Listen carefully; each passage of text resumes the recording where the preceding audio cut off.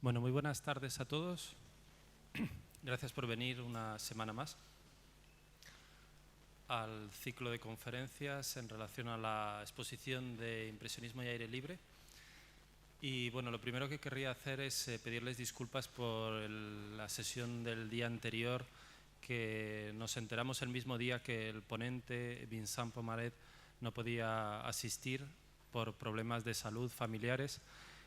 Y bueno, vamos a intentar que la conferencia pase al final del ciclo, en el mes de abril, y si no puede ser que venga el propio Vincent Pomaret, que sería muy interesante, dado que ha sido uno de los estudiosos más importantes de la pintura al aire libre, que venga otra persona y que dé una conferencia para cerrar el ciclo.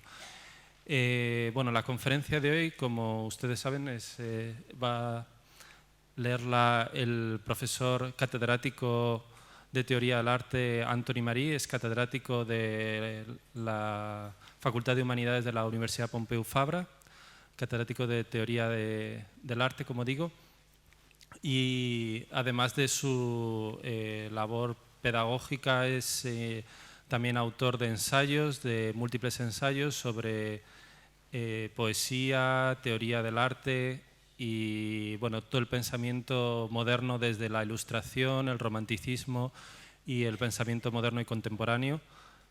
Es también poeta, ha publicado varios libros de poesías y también autor de libros de narrativa. Entre los libros que podemos destacar es los libros de poesía Un viatge d'hivern de 1989, Han vingut uns amics de 1910.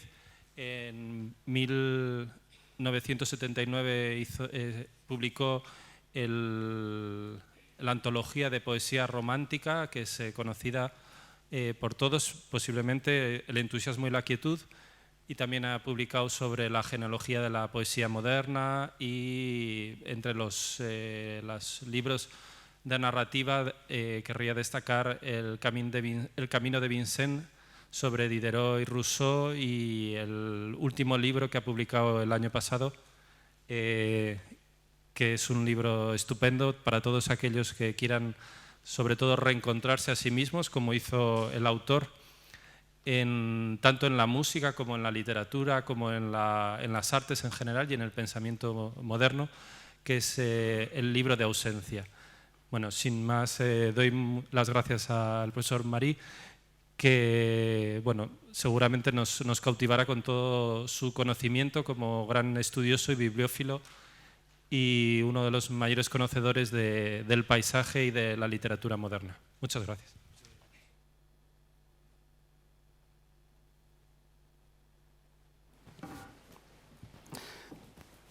Buenas tardes.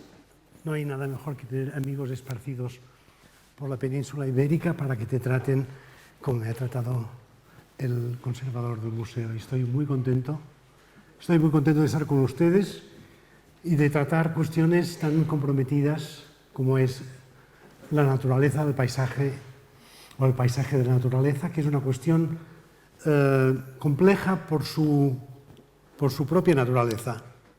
En ella participan, yo diría, todos los avatares del destino y de la existencia de los hombres, y es también el lugar, el espacio, el territorio donde sucedemos nosotros.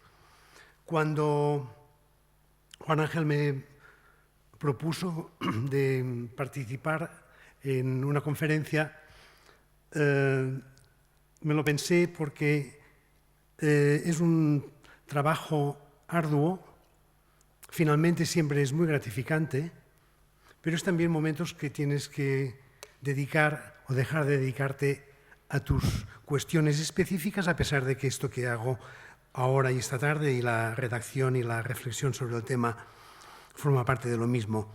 Lo digo porque entre la aceptación de la responsabilidad de la lectura de la conferencia y la conferencia pasan por el imaginario, por la sensibilidad, por la memoria, muchas imágenes, muchos recuerdos, muchas ideas, muchas proyecciones de futuro, muchas reflexiones anteriores, de tal modo que pensé, qué difícil es ponerse a hablar de algo tan asumido por nuestra modernidad como es el impresionismo. Todos tenemos ideas, algunos nosotros también juicios previos, sobre todo, pero en este caso sobre el impresionismo, que es un movimiento, podríamos decir el primer movimiento moderno, según como podemos verlo, o es el último movimiento de la tradición. ¿Cómo abordar un problema tan arduo como ese, que no suponga la repetición de muchas ideas estupendas, interesantes, divertidas, comprometidas, pero no repetirlas e intentar ofrecer algo? Es muy difícil decir algo nuevo a las alturas de esta modernidad nuestra, pero sí lo primero que pensé es que lo que veíamos en una pintura impresionista no era lo que veíamos, era más bien lo que nos hacía pensar, lo que nos hacía recordar, lo que nos ponía en antecedentes sobre algo que no sabíamos, desconocíamos o habíamos olvidado, de tal modo que sí que pensé que el impresionismo no era una imitación de la naturaleza. Llegar a esta conclusión me tomó varias semanas. Se dice muy deprisa, pero me tomó varias semanas. Luego pensé que efectivamente el arte, no el impresionismo, sino que el arte, y cuando digo arte lo digo en mayúsculas y implicando a la poesía, a la pintura, a la música, a la narrativa, a la ficción, ningún arte es imitación de la naturaleza. Ningún artista está dispuesto a copiar o a imitar algo que la realidad se manifiesta mucho mejor, con creces, de la copia que el artista pueda hacer de ella. A los artistas no les supo ningún esfuerzo esa consideración de que el arte no imita, o lo que hacían ellos no imitaba la naturaleza. Pero en cambio al público sí le costó mucho admitirlo. Al público le costó mucho esfuerzo admitir que el arte no era imitación de la naturaleza. Pero, sobre todo, a finales del siglo XVIII, en los círculos estéticos, en los estudios de los artistas y entre los engagés, los enterados, se impuso de una manera clarísima que el arte no imita la naturaleza. Desde este momento, el principio primordial del arte, que era el arte es imitación de la naturaleza, que venía siendo paradigma desde el tiempo de los griegos, dejó de ser el principio del arte. La imitación de la naturaleza no es el principio del arte ni tiene ninguna relación con el arte, sino que es la realidad, no la realidad exterior, sino la realidad interior, la del artista, la que viene a ocupar el lugar de la naturaleza. El arte, a partir de ese momento, no es imitación, es expresión. Expresión de los sentimientos, las ideas, las emociones, las asociaciones del artista que se objetivizan, que se objetivan, que toman forma a través de la práctica del arte. Son los sentimientos, las emociones, las ideas, las sensaciones del artista que se objetivizan a partir de la práctica de coger el pincel, ponerse a pintar, coger la pluma y ponerse a escribir. Si el arte hasta aquel momento podía considerarse como un espejo que reflejara la realidad de la naturaleza en sus múltiples manifestaciones, este mismo espejo, en lugar de eso, a partir de ahora reflejaría la realidad interior del artista. Esto ya lo había considerado muchos años antes Leonardo da Vinci, cuando decía que la mente del pintor debe ser como un espejo que siempre toma el color de la cosa que refleja, que está lleno de tantas imágenes como cosas puestas ante él. Y sigue diciendo, no podréis ser un buen maestro a menos que tengáis la capacidad de representar con vuestro arte todas y cada una de las variaciones de las formas que la naturaleza produce en vuestra mente. Pero, sin embargo, a mediados del siglo XVIII, pintores y teóricos todavía defendían que el arte imitaba la naturaleza. Todavía hoy hay muchas personas que lo creen. Pero esa naturaleza que se imitaba en la segunda mitad del XVIII no era una naturaleza indiscriminada, era una naturaleza seleccionada por el propio artista. No era una copia arbitraria de la realidad, sino una selección de los contenidos, las cualidades o las formas que están en lo real y que tienen un valor mayor que la realidad misma, considerada grosera, vulgar, magmática y caótica.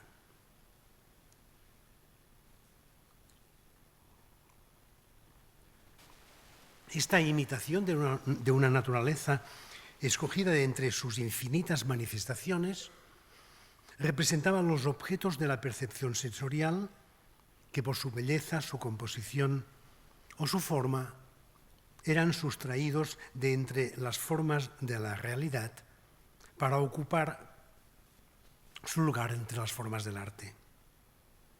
La razón de esta selección, conocida también con el nombre de Belle Nature, la bella naturaleza, la Belle Nature de Batté, la razón de esta selección era la construcción de una naturaleza ideal compuesta por la experiencia de la percepción visual y por una imagen o idea que, surgiendo de la realidad, la trascendía, la superaba en belleza, orden, composición y sentido.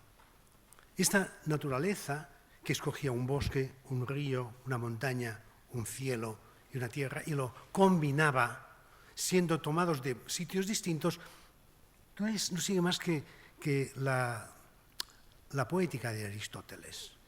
Ya saben ustedes que se le encargó al gran pintor griego Zeuxis que pintara a Helena, a la mujer más bella del mundo. Lo que hizo es juntar a todas las mujeres de la ciudad, escoger 5 y de una cogió la nariz, de otra los ojos, de otro el cabello, de otra la forma del rostro, de tal modo que hizo una figura perfecta de 5 figuras distintas. Es un ideal, es una realidad no real, pero es posible porque es totalmente verosímil. Pues esta Belle Nature que el pintor escogía de entre toda la diversidad de la naturaleza, lo que hacía era no ser real, pero ser posible. En este caso podríamos decir es una naturaleza, es una realidad, podríamos decir metafísica, es decir, que no es real, pero es posible. No es tampoco una fantasía, tampoco era una nueva consideración de la realidad de la naturaleza desde una experiencia empírica. Esta capacidad constructiva del artista, capaz de dar forma a otra naturaleza, que sin negarla muestra que otras formas son posibles, son unas formas más adecuadas a la manera de vivir de los humanos y también más bellas y también más, y sobre todo, inteligibles. Esta capacidad constructiva convertía al artista en creador, puesto que su obra se ajustaba a los patrones según los cuales el gran creador modeló el universo. Y aunque esta naturaleza artística fuera suscitada por la naturaleza real, se realizaba en la mente del artista y era la idea que tenía él de la naturaleza. Una idea construida desde la experiencia sensible, pero también de la imaginación, que ofrecía unos caracteres distintos, no bien considerados antes, con anterioridad. Charles Baudelaire, el poeta, en el Salón de 1859, es muy elocuente y muy claro. Dice, si este conjunto de árboles, de montañas, de aguas y de casas que nombramos como paisaje es bello, no lo es por él mismo, sino por mí, por mi propia gracia, por la idea o el sentimiento que yo le concedo.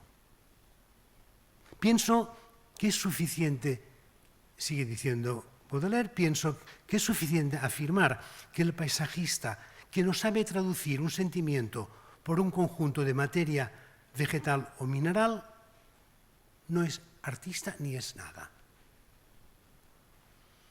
Hasta aquí Baudelaire. Según Baudelaire, si el paisaje existe, es por todo lo que el pintor proyecta sobre él.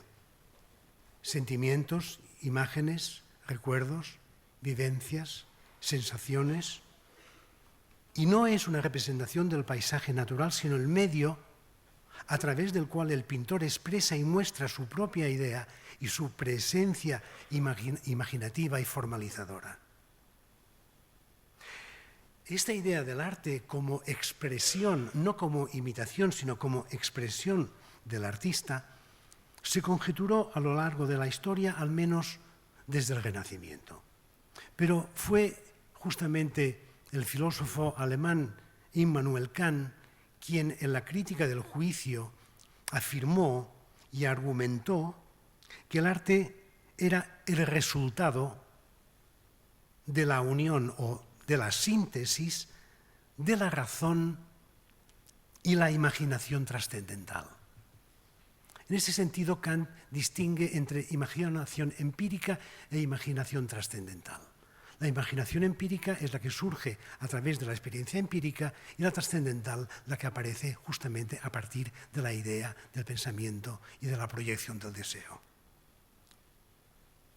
A pesar de todo ello y posiblemente por la actualización del idealismo que tuvo lugar en Francia a finales del siglo XIX, y diría especialmente por la incidencia de Schopenhauer, de Schelling y de Hegel, estas teorías expresivas se sobrepusieron definitivamente frente a las miméticas.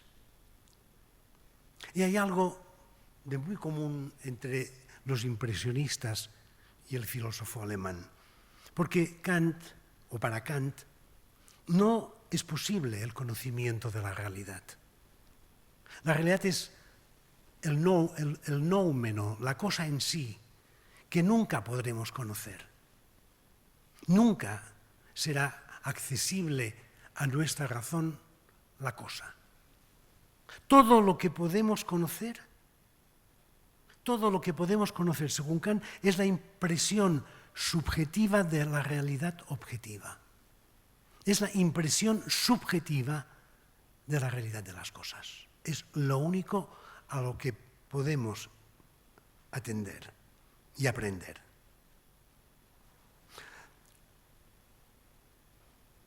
La realidad objetiva, según esta afirmación, queda reducida prácticamente a la función de un estímulo en el proceso individual del conocimiento.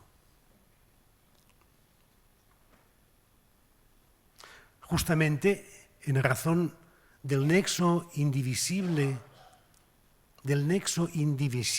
entre la percepción externa y la atención a los estados interiores, al mundo interior, dado la relación próxima que hay entre la percepción de los sentidos y la atención a la vida interior, considera Kant y un servidor que la contemplación de la naturaleza puede permitir y suscitar profundos momentos de conocimiento de sí, de conocimiento de uno mismo. La primera deducción que se puede sacar según Kant es que la luz y la tiniebla, el huracán y el silencio, el dolor y el placer, son los diversos símbolos con que la naturaleza se manifiesta para hacerse accesible a la sensibilidad de los hombres. Sobre todo a la sensibilidad del artista, que puede hacer de mediador entre los profanos que con sus propios recursos nunca tendrían acceso a ese conocimiento. Únicamente cuando el artista ha realizado su obra y las figuras de la naturaleza están organizadas en una forma plástica, el espectador puede finalmente sentir su propia alma en armonía con este sentimiento del infinito, dice Kant, participar de todas las causas generosas y de todos los conceptos profundos. Estas afirmaciones kantianas las podemos hacer y las debemos hacer extensivas a los impresionistas y a los simbolistas. Un tema delicado y un tema controvertido, pero que para mí hay prácticamente muy poca diferencia entre unos y otros, a pesar que el artista simbolista hiciera más uso de su imaginación trascendental que no el impresionista. Se hacen extensivas estas ideas kantianas a los simbolistas y a los impresionistas, pero sobre todo a los críticos que tratan de ellos, que declaraban que los impresionistas, fíjense ustedes que casi parece tomar la palabra Kant, los impresionistas lo son no porque reproduzcan el paisaje, sino porque reproducen la sensación que causa en ellos el paisaje. Esta afirmación del crítico Castagnari distingue claramente el paisaje natural de la emoción que suscita, o el sentimiento que este mismo paisaje provoca. Es esa emoción y ese sentimiento, esa emoción, el objeto y el fin del arte.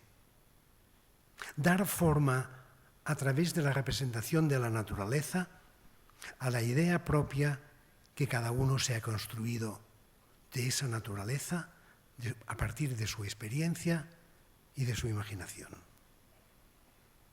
Castagnari afirma que los impresionistas abandonan la realidad y se adentran de lleno en el idealismo.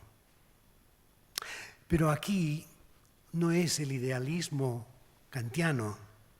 Se trata, y sobre todo este idealismo se refiere al mundo de los ideales, de las sensaciones y de la imaginación, que son y que tienen un carácter estrictamente personal y subjetivo. Porque ciertamente el impresionista al no renunciar a la naturaleza, en este caso como correlato objetivo, como aquel objeto de la realidad que nos lleva a pintar o a escribir, el impresionista, al no renunciar a la naturaleza como correlato objetivo, el pintor introduce en su propia pintura el correlato objetivo que ha hecho posible esta pintura y admite a la vez que la pintura es la expresión personal de esta naturaleza. Desde el momento en que se afirma eso, nos permite a nosotros decir que el movimiento impresionista puede ser considerado objetivo y subjetivo a la vez. Es objetivo, pero a la vez cargado de todas, digamos, las emociones, las ideas y los sentimientos que cuelgan de los árboles y de las matas. Sin embargo, para el espectador y también para algunos críticos, era muy perturbador renunciar a la objetividad. Era muy perturbador la posible idea de no identificar lo que hay pintado en un cuadro, perturbaba la mente y perturbaba la razón. Y la imagen y la idea de una pintura abstracta les sometía a un terror pascaliano. Pero a la vez no podía ser, era objetiva y subjetiva, pero no podía, ni debía, ni consentía alejarse de la realidad empírica. La realidad empírica estaba presente, pero a la vez tenía en su presencia algo más que no dependía del pintor, sino definitivamente dependía del espectador.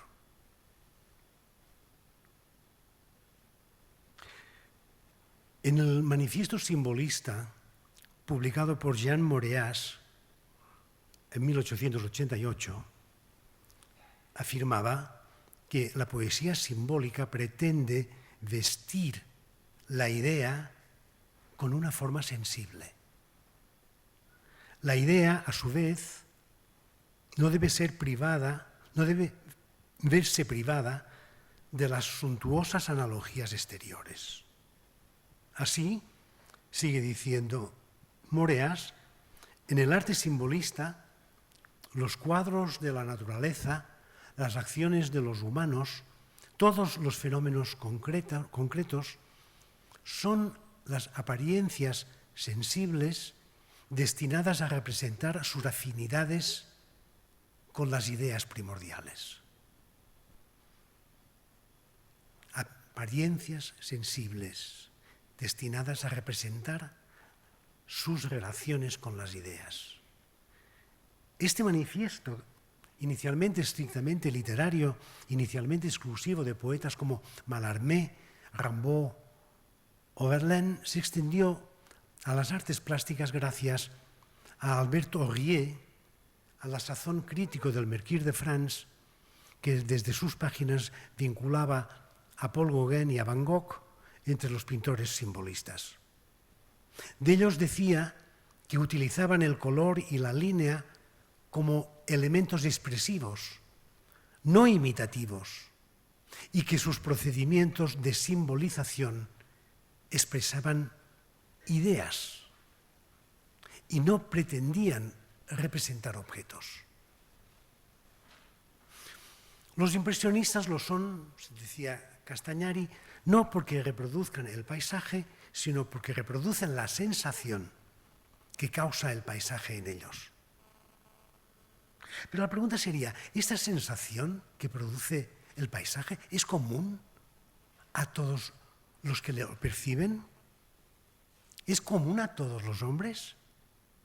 ¿O es que cada uno de nosotros tiene su propia sensación distinta de las demás? Y esto lo podríamos preguntar a los pintores. Varios pintores situados frente al mismo paisaje Naturalmente, pintarán el paisaje según su temperamento, su experiencia, su sensibilidad, su disposición, su técnica, pero nunca pintarían exactamente el mismo paisaje, ni tan solo desde el punto de vista, ni tan solo desde el punto de vista de la línea ni del color. Efectivamente, ciertamente, la sensación y la emoción que la naturaleza despierta en el sujeto es propio de cada uno, puesto que es una experiencia subjetiva y lo subjetivo se refiere exclusivamente a lo que pertenece el sujeto. Y es justamente la subjetividad la que se proyecta, sobre la naturaleza. También mi propia subjetividad se proyecta sobre la naturaleza realizada por la pintura, y en este caso por los impresionistas. Ninguno de nosotros tendrá la misma sensación ni la misma emoción frente al mismo cuadro.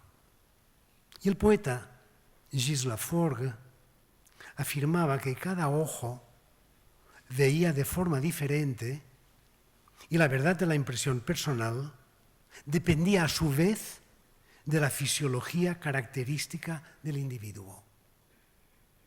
Lo que nos decía Gilles Laforgue y lo que estamos afirmando nosotros no es más que lo que afirma la física cuántica moderna. Según el físico Niels Bohr, la naturaleza observada de los fenómenos objetivos externos depende de la naturaleza del sujeto que las percibe.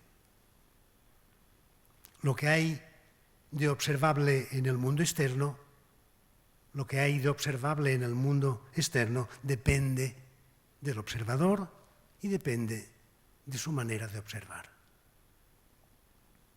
Y como afirmaba Kant, todo lo que podemos conocer es la impresión subjetiva de una realidad objetiva. La impresión, sin embargo, no es una actividad pasiva.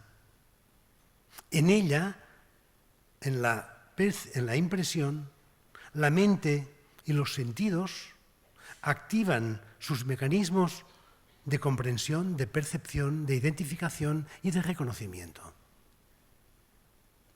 De tal modo que en la impresión asistimos en nosotros mismos a una síntesis de todas nuestras facultades, que mutuamente se activan y que parecen eliminar las ilusiones creadas por la mente y pretenden acercarse a la percepción más inmediata.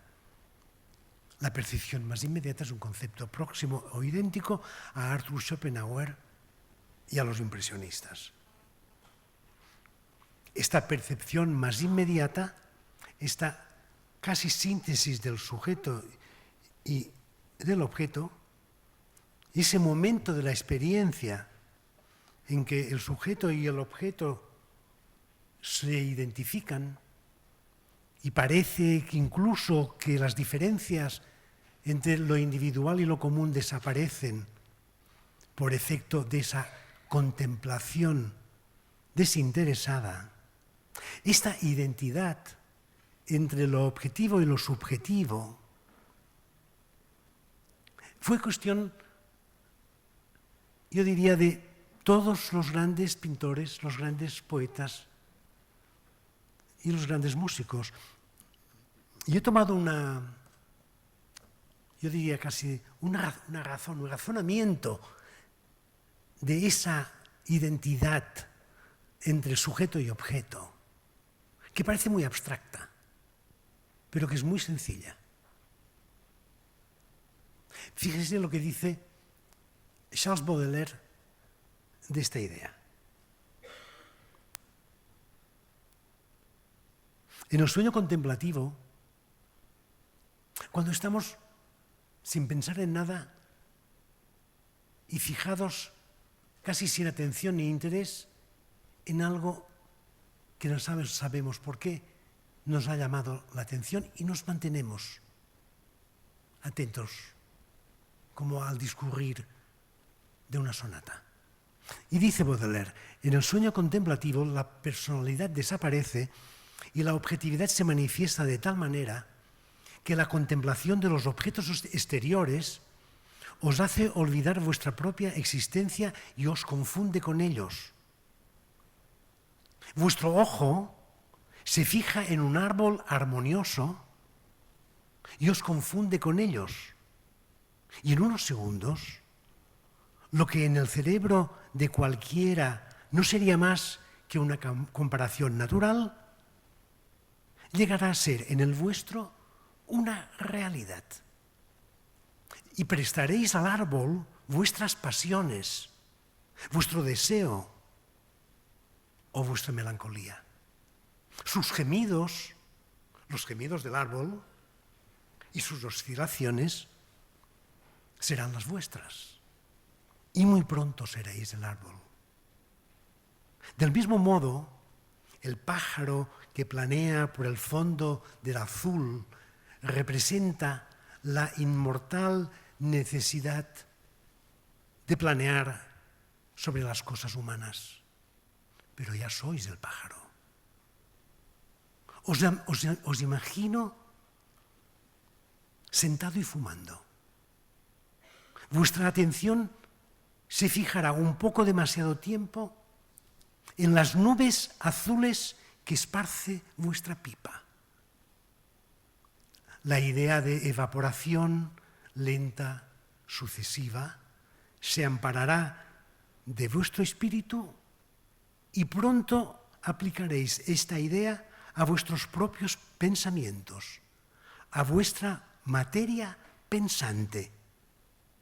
Y por un equívoco singular, por una especie de transposición o de quid pro quo intelectual, os sentiréis evaporándoos y atribuiréis a vuestra pipa la extraña facultad de poderos fumar vosotros mismos.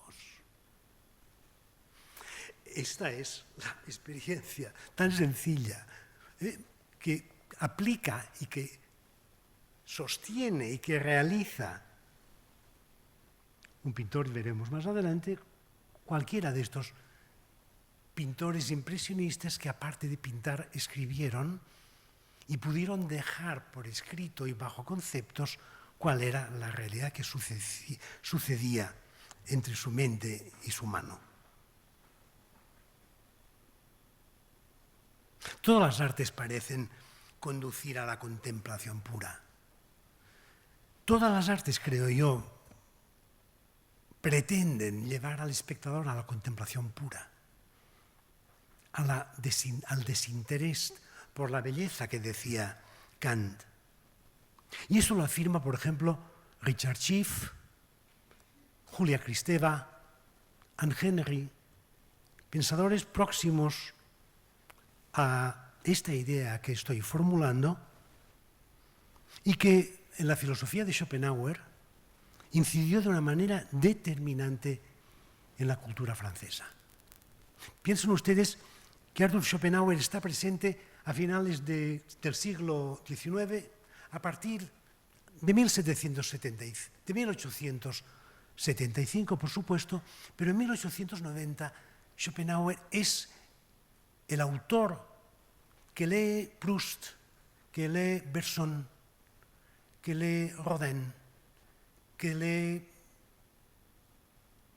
prácticamente todos los intelectuales franceses leen a Schopenhauer. Pero la guerra franco-prusiana, que había supuesto un descalabro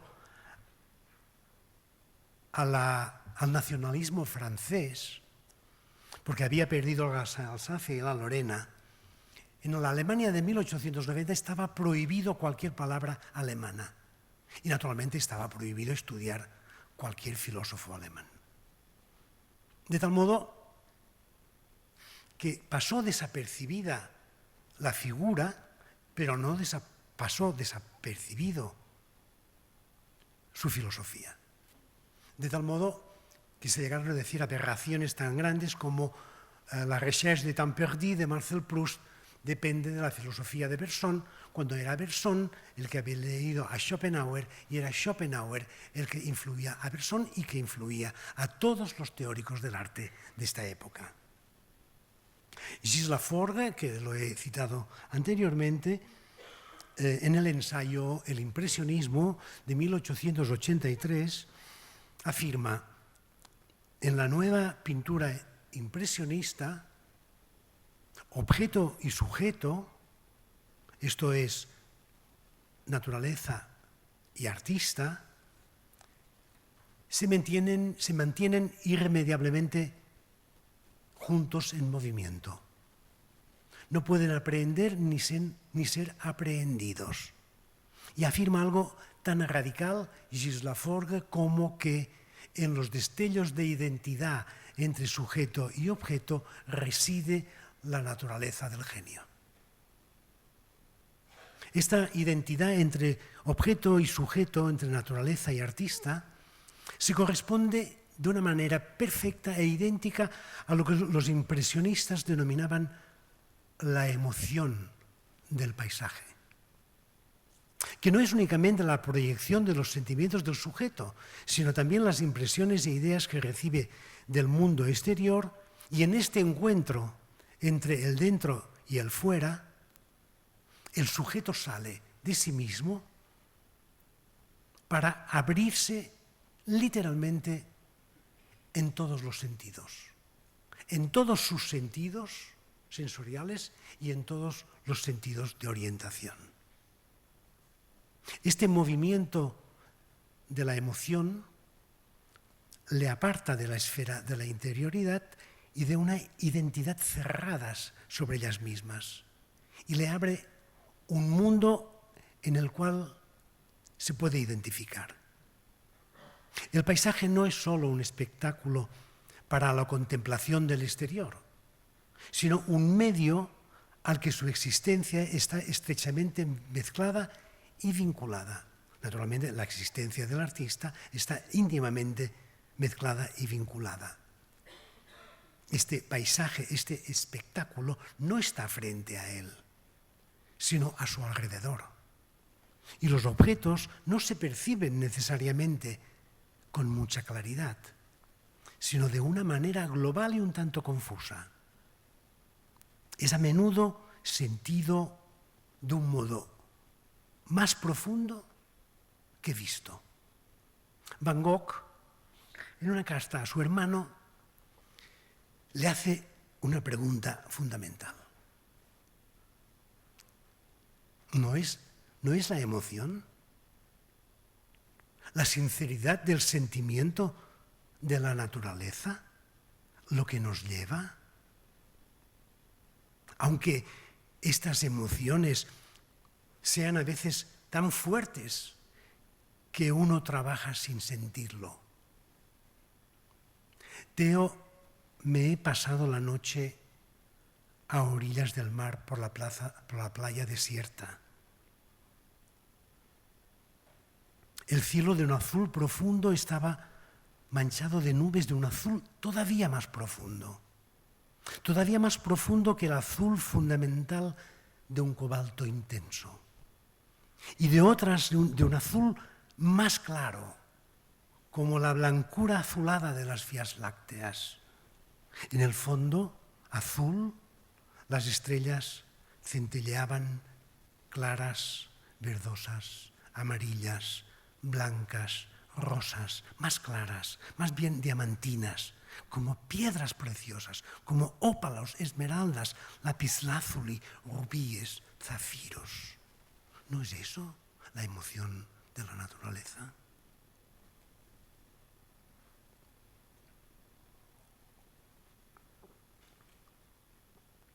Con su capacidad analítica, tan poco dada a la inflexión sentimental,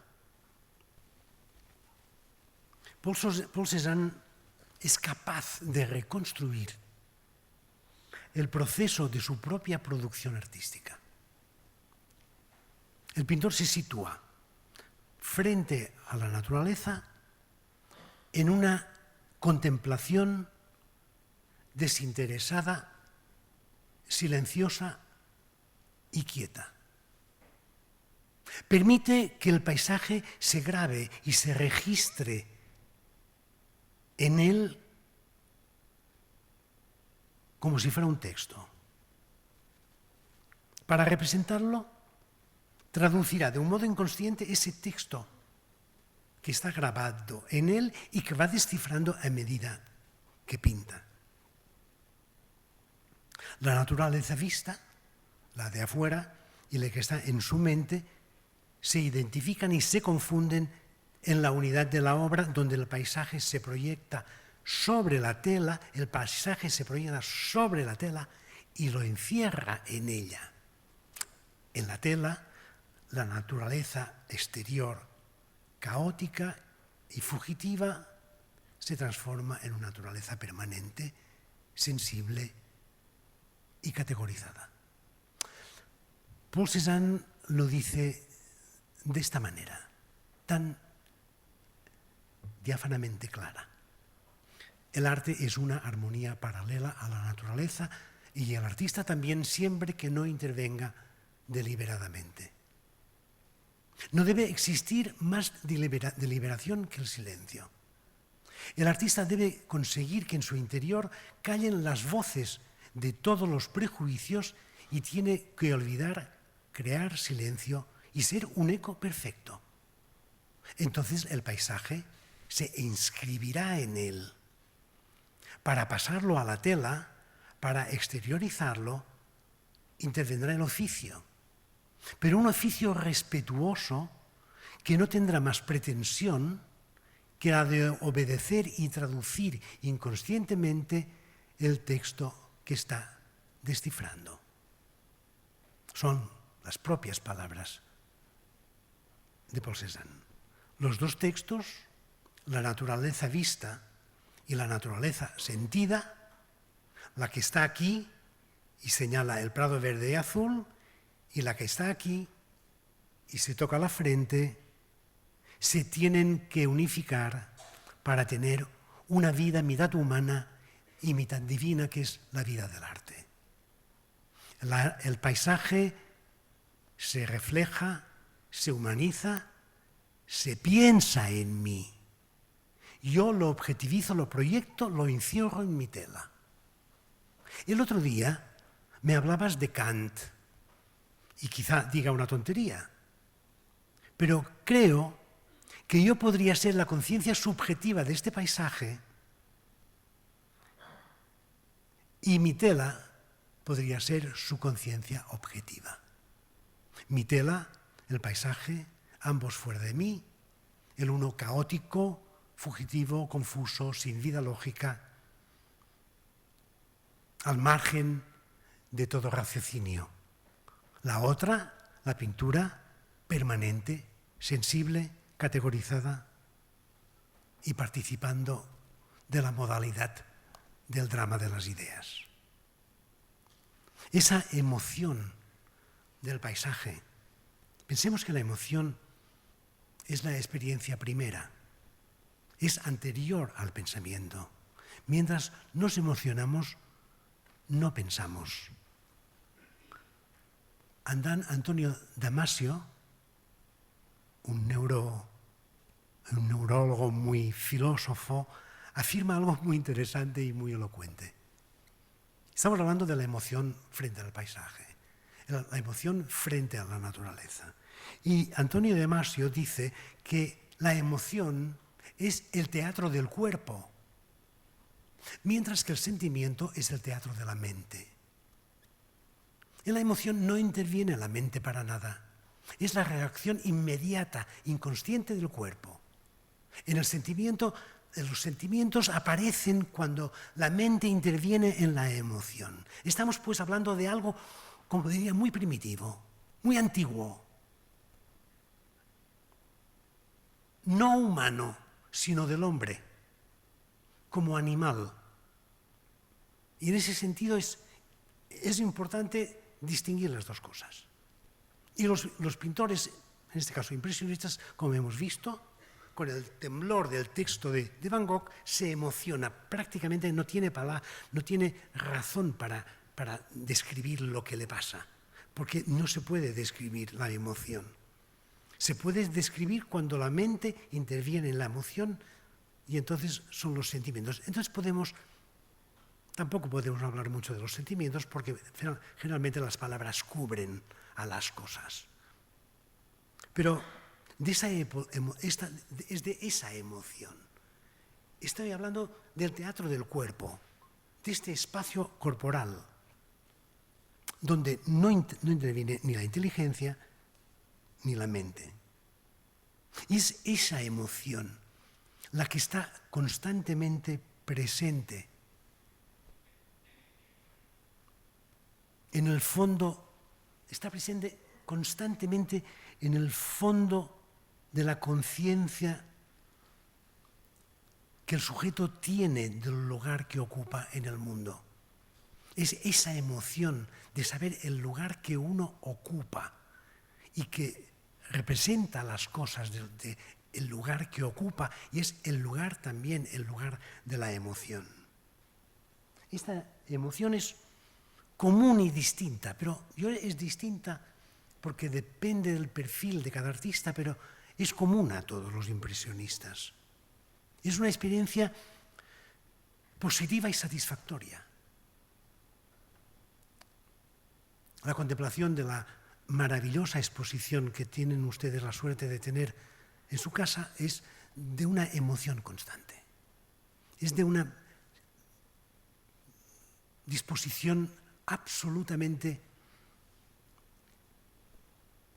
imposible de describir. Es eminentemente satisfactoria y no solo para la vista. La mente también descansa, porque la belleza es el lugar donde la mente descansa. Y la mente descansa en esta exposición. Y la vista se ve favorecida por un entorno que favorece lo más profundo, lo más íntimo del sujeto. Y ambas, naturalmente, son producto de una actividad, de un proceso perceptivo, mental y manual que al pintor le procuran un sentimiento de una fecundidad vital que se confunde a su vez con la vitalidad de su ojo y de su mente. Esa emoción del paisaje fue justamente en el aire libre donde con más potencia se manifestó. Salía de los talleres cerrados y oscuros, de olores rancios, para salir a la naturaleza y confundirse con sus miles de manifestaciones cromáticas que iluminan la tierra, el cielo, la vegetación y la atmósfera donde se halla precisamente el pintor en el centro del mundo y en el centro de sí mismo. Este sentimiento unificador que identifica cuerpo y mente, sujeto y naturaleza, podríamos nombrarlo a la manera de Baudelaire o a la manera de Schopenhauer, como olvido de sí, como decía Baudelaire, contemplación desinteresada, como de Schopenhauer. Pero hay otros términos para hablar de este feliz encuentro entre el pintor y la naturaleza, porque tiene algo que ver con la atmósfera. Es el término utilizado en el idealismo alemán que también aparece en las cartas de Van Gogh y en muchos de los ensayos críticos, que es el término Stimmung. El Stimmung es una forma de unirse el alma, en este caso traduzco literalmente del alemán, Seele, el alma, nosotros podríamos decir otras cosas, ánima, tal vez. Cuando hay una síntesis del alma con un estado de cosas, un espectáculo exterior que tiene una resonancia interior. El Stimmung tiene una cierta connotación musical. Por aquí he oído como una especie de algo de un alarido de pájaro. Es el Stimmung, es esta relación entre el espectáculo exterior y la resonancia interna, y que tiene una connotación musical, que podríamos hablar también de una especie de tonalidad afectiva, de armonía dinámica. Recuerden ustedes cómo los pintores impresionistas utilizan siempre términos musicales, hablan de armonías cromáticas, de sinfonías de color, utilizan términos cromáticos que entran directamente en esta idea del Stimmung, que sobre todo designa el acorde de un instrumento musical con una disposición, con un humor, podríamos decir, un humor determinado. Este instrumento musical queda perfectamente acordado, como si acordáramos un instrumento, perfectamente acordado en este estado de ánimo, en este humor, en esta disposición del alma. Un sujeto, como le pasa tan a menudo a Monet, pero no tanto a Van Gogh, la unión de estos sentidos, el alma del Stimmung, del que está acordado de dentro y fuera, de la naturaleza interior con la exterior, es como un alma bien atemperada. Es un sentimiento casi de confusión y de acompañamiento del fuera con el dentro. Pero este sentimiento, y aquí me interesa mucho profundizar en él, este sentimiento unificador, este Stimmung, este olvido de sí, esta contemplación, esta confusión del sujeto con el árbol, esta confusión del sujeto con el humo de su propia pipa, se aviene a la vez con un término también muy vinculado a los impresionistas, aunque sea de origen alemán, que se llama Einfühlung. La Einfühlung está introducido el año exactamente 1873, que es el año en que los pintores impresionistas deciden organizar sus exposiciones independientes. Este término Einfühlung lo introduce el filósofo Robert Fischer, que a su vez lo toma de los románticos alemanes. Tomado en su sentido general, designa una proyección de nuestro yo sobre los seres y las cosas, una objetivación de nuestra vida subjetiva, como había afirmado Cézanne, una identificación sentimental entre el sujeto y el objeto. Esta identificación, según Robert Fischer, es una identificación sentimental del sujeto y el objeto, y es la esencia misma del sentimiento estético. Es a la vez el objetivo del arte, como afirmaba Baudelaire, que es crear una magia sugestiva que contenga a la vez al objeto y al sujeto, el mundo exterior del artista y al artista mismo. La Einfühlung es una experiencia positiva y gratificante, no únicamente por la naturaleza de las sensaciones, sino por los estados afectivos que provoca. De ahí los panoramas soleados, los campos de amapolas, la formación de las nubes, los paseos campestres, las conversaciones con los amigos. Escenas de la vida moderna en la cotidianeidad de un sentimiento de aquiescencia con la naturaleza y sus transformaciones. A pesar de que los impresionistas fueron en principio perseguidos, expulsados, desterrados del arte oficial, lentamente fueron aceptados con todas sus consecuencias. Sus temas, sus técnicas y sus resultados fueron admirados y reconocidos por la mayoría de la sociedad de su época.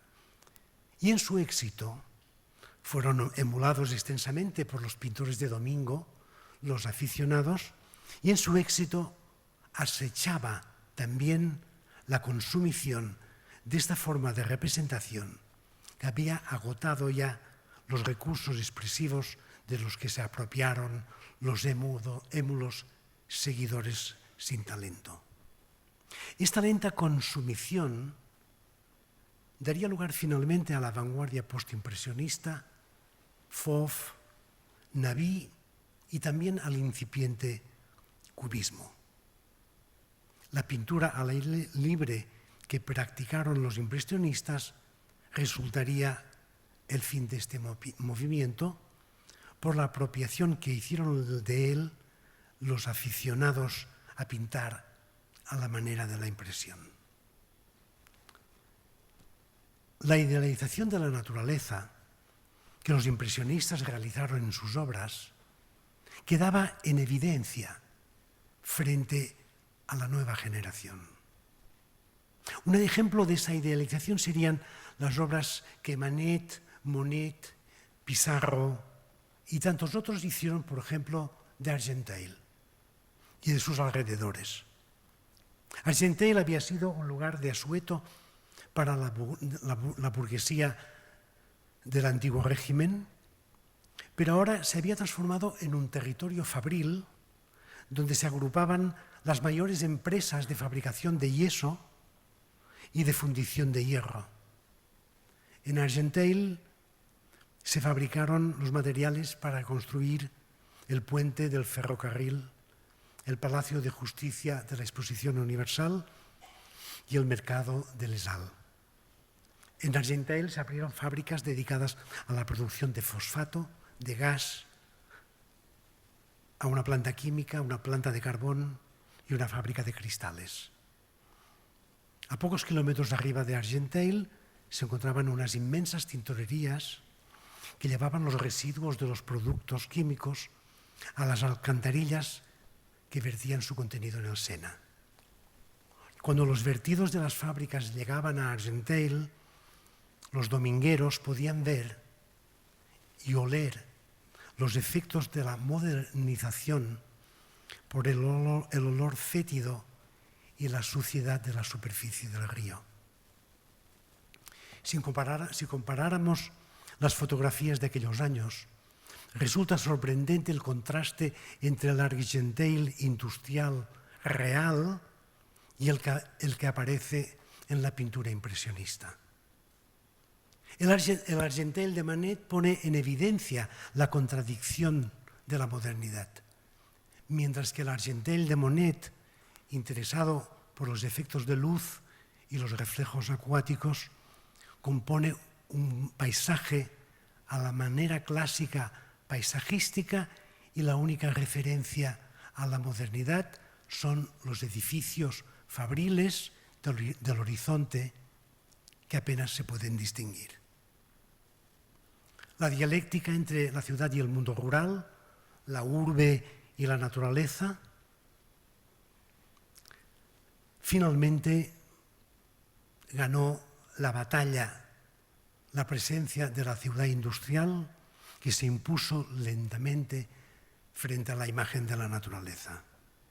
Es como si el espacio natural se hubiera exprimido y apenas hubiera resquicio posible para su retorno y el orden urbano se impusiera al caos arborescente de la naturaleza y los elementos que la conformaban, árboles, caminos, montañas, ríos y valles, se transformaran en imágenes urbanas con los accidentes y artefactos que pueblan la ciudad moderna. Calles, multitudes, automóviles, tiendas de novedades, paseantes, tranvías, maquinarias y máquinas al fin.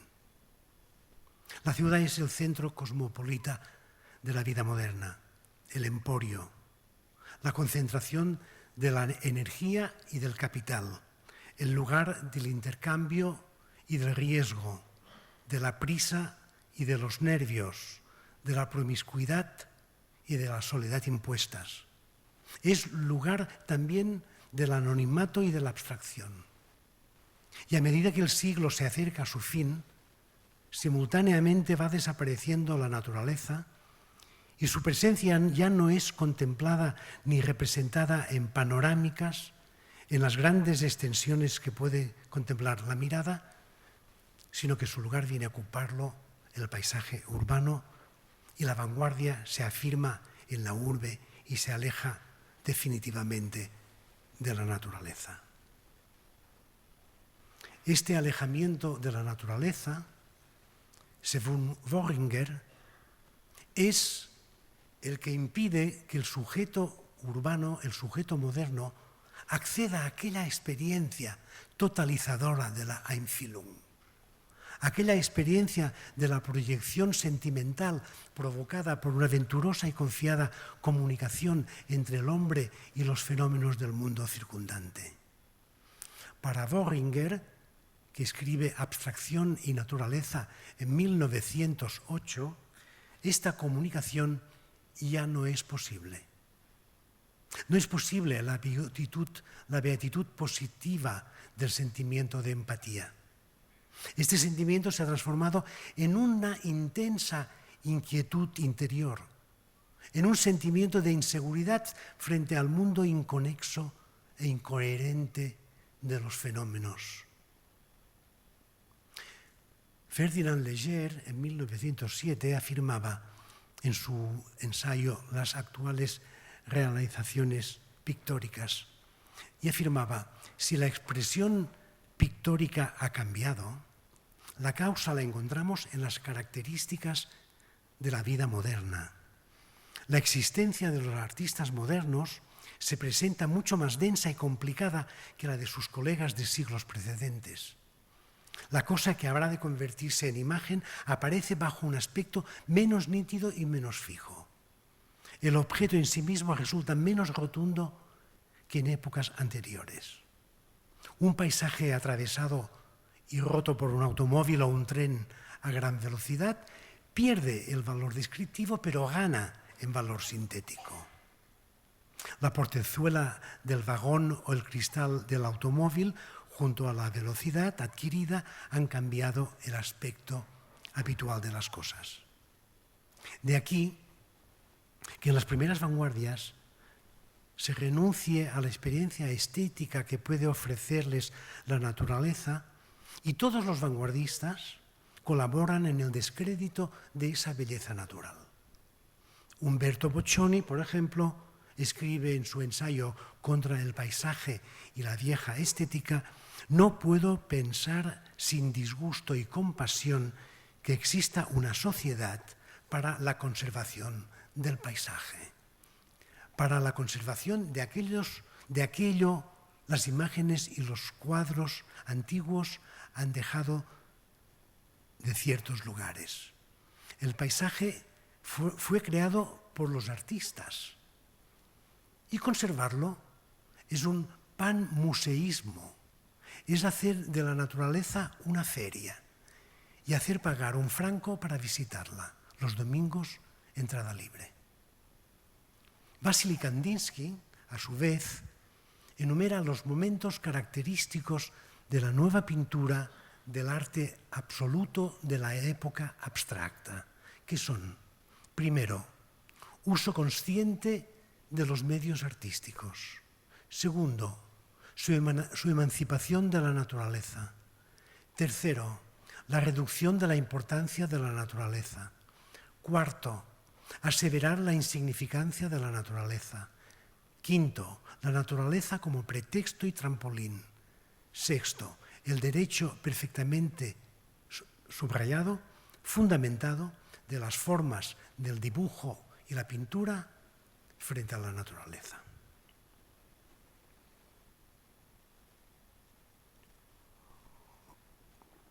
Por lo visto, la naturaleza ha perdido su valor como referente artístico, plástico y moral. Tampoco no es posible la empatía con la naturaleza. La pintura al aire libre se ha transformado en abstracción. Y si se da la Einfühlung, Es entonces un sentimiento de desprotección y de intemperie. Un sentimiento antiguo y universal, perturbador, que solo en la abstracción encontrará el simulacro de su consuelo. Muchas gracias.